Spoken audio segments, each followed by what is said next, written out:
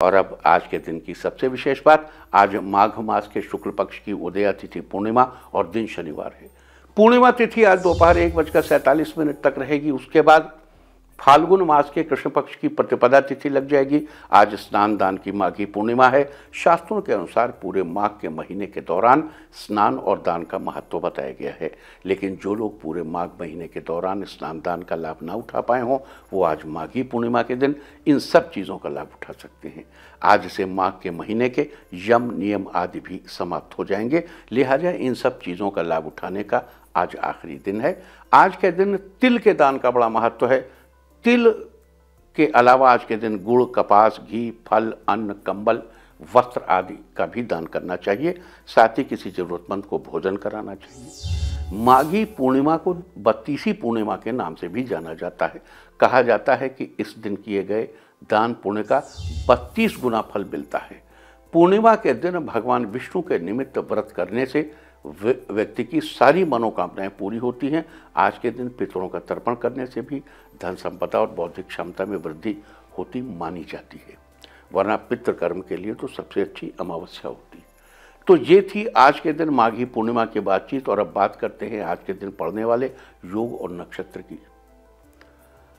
आज शाम 7:37 तक सुकर्मा योग रहेगा। इस योग के दौरान किए गए कार्यों में किसी भी प्रकार की बाधा नहीं आती है। विशेषकर कि नई नौकरी ज्वाइन करने के लिए यह योग बड़ा ही शुभ होता है।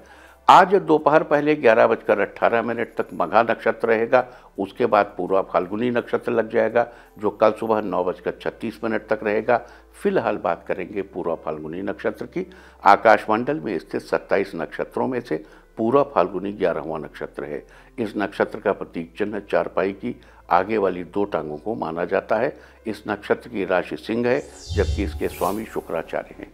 साथ ही ढाक यानी पलाश के पेड़ को से इस नक्षत्र का संबंध बताया गया है। लिहाजा जिन लोगों का जन्म पूरा फाल्गुनी नक्षत्र में हुआ हो, उन लोगों को आज के दिन ढाक के वृक्ष को किसी भी प्रकार की, उन्हें कभी भी ढाक के वृक्ष को हानि नहीं पहुंचानी चाहिए।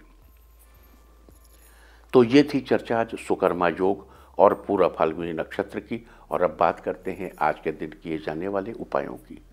लेकिन यहाँ एक बात बता दूं कि आज की ग्रह नक्षत्र स्थिति के अनुसार सभी लोग ये उपाय करके इसका लाभ उठा सकते हैं। और आइए अब चर्चा शुरू करते हैं आज के दिन करने वाले उपायों की। अगर आप अपने जीवन से शत्रुओं का भय मिटाना चाहते हैं, तो उसके लिए आज भगवान विष्णु के 12 नाम लेते हुए उन्हें पीले फूल अर्पित करें। देखो, विष्णु जी को पीले फूल बहुत पसंद है, भगवान शंकर को सफ़ेद फूल पसंद है, ऐसे ही गणेश जी को, भैरव बाबा को लाल फूल पसंद है। भगवान विष्णु के 12 नाम हैं: अच्युत, अनंत, दामोदर, केशव, नारायण, श्रीधर, गोविंद, माधव, ऋषिकेश, त्रिविक्रम, पद्मनाभ और मधुसूदन। एक एक नाम लीजिए और एक एक फूल भगवान विष्णु को अर्पित करिए। चढ़ाए गए फूलों को शाम के समय भगवान के सामने से हटाकर या किसी बहते पानी में प्रवाहित कर दें या पीपल के पेड़ के नीचे रख दें। देखो, कहा जाता है कि देवता को जो कुछ भी चढ़ाया जाता है वो तत्काल निर्माल्य हो जाता है। अब ये तो एक एक्सट्रीम की बात है, लेकिन ध्यान रहे कभी सूखा फूल देवता के पास नहीं होना चाहिए, ये बहुत इंपॉर्टेंट है। तो अगला उपाय, अगर आप अपने बच्चों और अपने बीच में समरसता बनाए रखना चाहते हैं, तो आज अपने बच्चों के हाथों उनकी मनपसंद 32 चीज़ें किसी ज़रूरतमंद को दान कराएं। ये 32 चीज़ें कुछ भी हो सकती हैं, कोई मिठाई, फल, कपड़ा, स्टेशनरी का सामान। जरूरी नहीं कि एक ही चीज़ को 32 ही गिनती में लेनी है, आप अलग अलग चीज़ों को मिलाकर भी 32 ही गिनती पूरी कर सकते हैं। साथ ही आप ये 32 चीज़ें चाहें तो किसी एक को भी दे सकते हो, चाहें तो अलग अलग लोगों को अपने बच्चे के हाथ से दिलवा सकते हैं। अगर आपके परिवार के सदस्यों के बीच आपसी मतभेद होते रहते हैं, जिससे घर का माहौल भी अशांत रहता है, तो आज पूर्वा फाल्गुनी नक्षत्र में एक मिट्टी का दिया लें और उसमें 4 कपूर की टिकियाँ रखकर जलाएं। अब उस दिए से पूरे घर में धूप दिखाइए और बाद में उसे अपने घर के मंदिर में रख दें, बुझाएं नहीं। अगर आपके घर में श्रीमद् भगवत गीता रखी हुई है और आप चाहते हैं कि आपके ऊपर जीवन में कभी भी किसी प्रकार की मुसीबत ना आए, तो आज मंदिर में लाल कपड़ा बिछाकर उस पर भगवत गीता रखें और 11 बार ओम नमो भगवते वासुदेवाय नमः मंत्र का जाप करते हुए गीता का दोनों हाथों से स्पर्श करके अपनी आंखों पे लगाइए। स्कंद पुराण में भी लिखा है, घर में अगर भागवत हो तो अगहन मास में दिन में एक बार उसे जरूर प्रणाम करना चाहिए।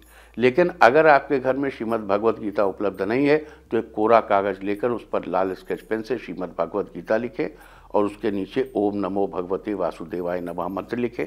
अब इस कागज को मंदिर में लाल रंग के कपड़े पर स्थापित करके 11 बार दोनों हाथों से उसे स्पर्श करके अपनी आँखों पर लगाइए, हाथ अपनी आँखों पर लगाइए। अगले दिन उस कागज को और लाल कपड़े को मंदिर से उठाकर अपने पास संभाल कर रख लीजिए।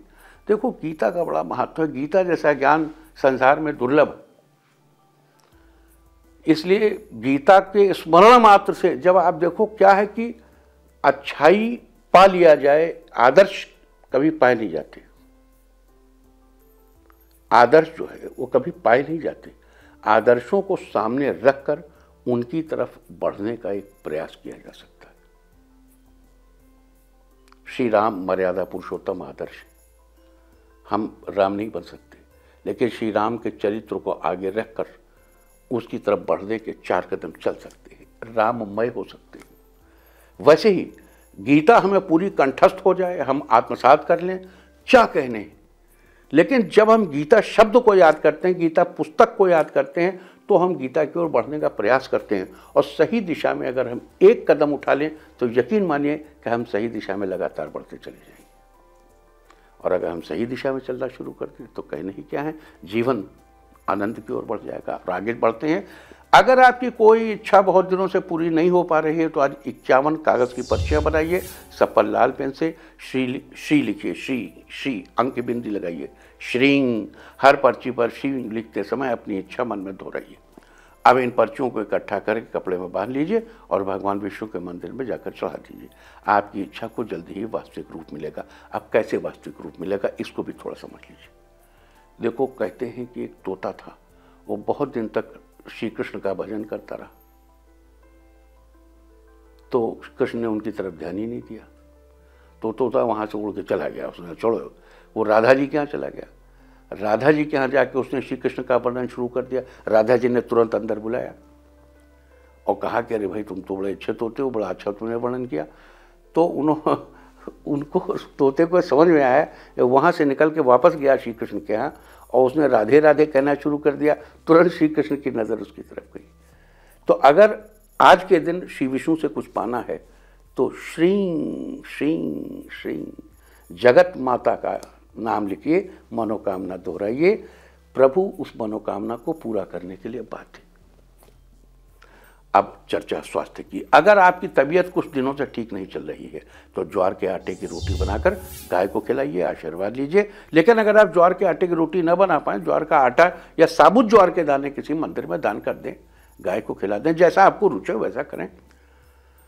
और अगर आप अपने जीवन साथी के साथ संबंधों को बेहतर बनाए रखना चाहते हैं तो आज सुबह आपको स्नान के बाद विष्णु भगवान की पूजा करके तुलसी के पौधे में जल चढ़ाना चाहिए और हाथ जोड़कर तुलसी के पौधे को प्रणाम करना चाहिए। और अगर आप एक सुंदर गुणवान संतान की इच्छा रखते हैं तो आज आपको सत्यनारायण भगवान की कथा का पाठ करना चाहिए और संभव हो तो व्रत भी करना चाहिए। साथ ही मंदिर में तिल के तेल से बने लड्डू का दान करना चाहिए।